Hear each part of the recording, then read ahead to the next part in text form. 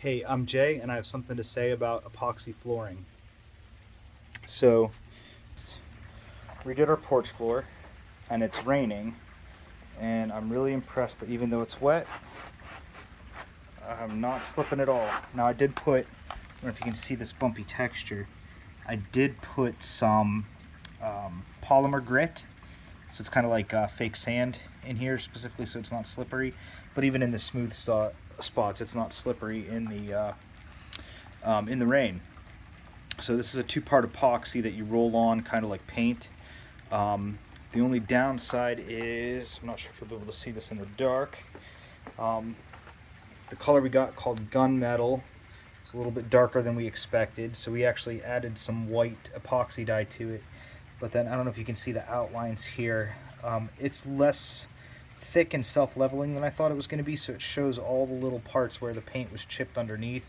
Before we put this on, I should have sanded first before we put this on, because you can see right here there's a little outline. Whoops, sorry about the shaky camera. My dog just pulled on the leash. I'm outside with my puppy. Hey, puppy. So I'm pretty happy with the product. I wish we would have picked silver bullet instead of gunmetal because it's so dark, but it's super durable. Even though it's dark, it doesn't get hot in the sunlight. Now this is an indoor product. It's not supposed to be used outdoors because it'll turn yellow in UV, but I'm planning on putting some sailboat UV protectant on it because sailboats are generally fiberglassed and epoxied over top, so you get clear epoxy resin that turns yellow in the sunlight. So they make special products for that. So I'm planning on putting that on here after we get stuff painted. We're getting this brick painted white. But I'm pretty happy with the product. Not happy with the color we chose.